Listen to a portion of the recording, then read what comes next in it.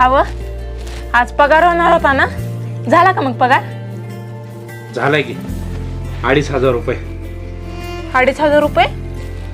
अहो पण एवढा कमी कस काय? अगं त्याच्यामध्ये सुट्ट्या पडल्या, त्या सुट्ट्याचा पगार कटला. 2,500 रुपयामध्ये काय परवडते बघा आता. अव मी काय म्हणते, मी 4-5 घरचे कामं घेऊ का? तेवढंच आपल्याला पैसे होतील.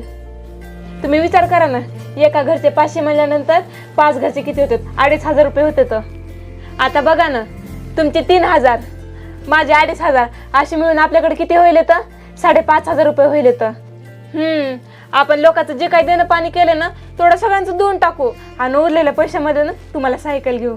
बदरंग में सतरंगा है ये इश्क रे, जोगी में और गंगा है ये इश्क रे. बदरंग में